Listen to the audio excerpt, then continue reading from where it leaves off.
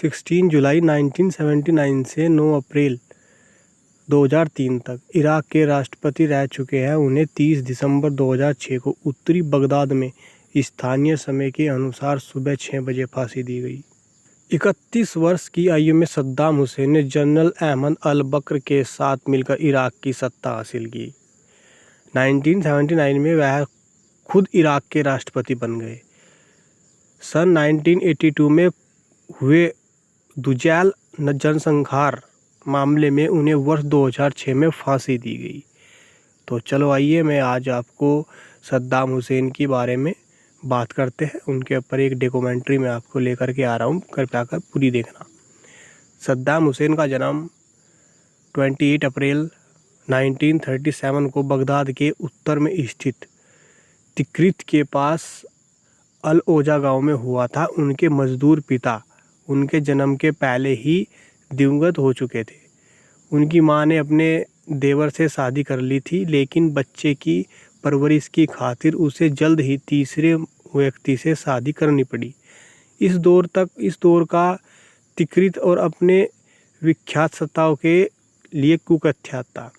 इन परिस्थितियों ने सद्दाम को बचपन में ही भयानक रूप से शकी और निर्दयी बना दिया था। बच्चों के हाथों निपटने के भय से सद्दाम अपने हाथों में हमेशा से ही लोहे की एक छड़ी रखते थे और जब तक इसे जानवरों की पिटाई किया कर।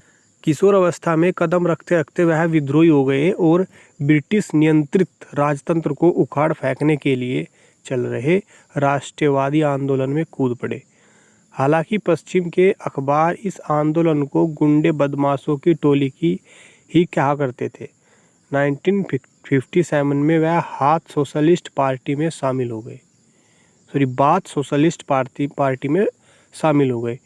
बाथ पार्टी अरब जगत में साम्यवादी और विचारों की वाहक फौज थी। सद्दाम उसमें वैचारिक प्रतिबद्धता के कारण नहीं, अपनी दीर्घकालीन राजनीति के तहत शामिल हुए। वर्ष 1958 में इराक में ब्रिटिश समर्थित सरकार के खिलाफ विद्रोह भड़का और ब्रिगेडियर अब्दुल करीम कासिम ने राजशाही को हटाकर सत्ता अपने हाथों में कर ली। सद्दाम तक बगदाद में पढ़ाई कर रहे थे, तभी उन्हें 1959 में अपने समूह की मदद से कासिम की हत्या करने की कोशिश की।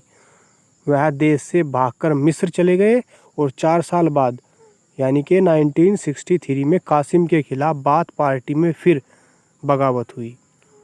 बाथ पार्टी के कर्नल अब्दल सलाम मोहम्मद आरिफ गद्दी पर बैठे और सद्दाम घर लौटे आए। इस बीच सद्दाम ने साजिदा से शादी की, जिससे उनके 2 पुत्र और 3 पुत्रियां हुई। मतलब उनके 2 बेटे हुए और 3 बेटियां हुई। सद्दाम ज़्यादा दिन चैन से नहीं रह पाए। एक बार फिर बाथ पार्टी में बगावत हुई और सद्दाम को नई हुकूमत ने जेल में डाल दिया। वह तब तक जेल में रहे जब तक कि 1968 में बाथ पार्टी के मेजर जनरल अहमद हसन अल वकर ने तख्ता पलट कर सत्ता अपने हाथों में ले ली। अल वकर उनके चचेरे भाई भी लगते थे। वह अल वकर की रिवॉल्यूशनरी कमांड काउंसिल के प्रमुख सदस्य थे। सच बात तो यह भी है कि वही बकर की सत्ता के असली कर्ता धर्ता थे। शुरुआत में वह बड़े उदार थे, लेकिन धीरे धीरे अपने असली रूप में आ गए। बकर बीमार थे और सत्ता की चाबुक का वहीं इस्तेमाल करते थे। उन्होंने सुन्नी जगत में अपनी अलग छवि बना ली और पर्दे के पीछे अपना एक अलग समूह तैयार करते रहे। 16 जुलाई 1979 को अल बकर को सत्ता से हटाकर वह स्वयं इराकी गद्दी पर बैठ गए। वह चाहते थे इस सत्ता परिवर्तन को स्वाभाविक हिंसा रहित तख्ता पलट का रूप दे सकते थे, लेकिन उन्होंने तो यह संदेश देना था कि अब सत्ता में सद्दाम आ गया है। लेकिन बगावती तेवर वाले जो सावधान हो जाए। उन्होंने एक के बाद एक 66 देशद्रोहियों को मौत के घाट उतार दिया। अपने शासन के आरंभिक वर्षों में सद्दाम हुसैन अमेरिका के लाडले थे। उन्होंने इराक से युद्ध मोल लिया और अमेरिका से मदद ली। रोनाल्ड रैगन ने उनकी मदद की। कैसा विद्रूप, और कि हाल में जब रैगन की मृत्यु हुई तो वह उसी अमेरिकी सत्ता की जेल में मौत का इंतजार कर रहे थे।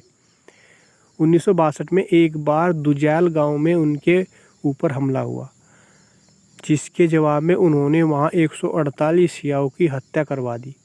वही फैसला आज उनकी फांसी का कारण बना। इसी तरह कुर्दों के ऊपर भी उनके जुल्मों की कथाएं कम दर्दनाक नहीं है। हालांकि 10 वर्ष तक वह लगातार ईरान से लड़ते रहे, जिससे उनकी छवि एक जुझारू लड़ाके की बनी। लेकिन उनकी उल्टी गिनती तब शुरू हुई जब उन्होंने 1990 में कुवैत पर कब्जा कर लिया। इसे वह अमेरिकी सत्ता प्रतिष्ठानों की नज़र में आ गए और जल्दी ही खाड़ी युद्ध शुरू हो गया। 42 दिन के युद्ध के बाद इराकी अमेरिकी गठबंधन सेनाओं से पराजित तो हुए, पर सद्दाम हुसैन नहीं झुके। इसी वजह से बार बार अमेरिका को लगता रहा कि वह फिर चुनौती बन सकते हैं। लिहाजा उनके खिलाफ 2003 में फिर युद्ध हुआ और उसके बाद ही कहानी हमारे सामने आई।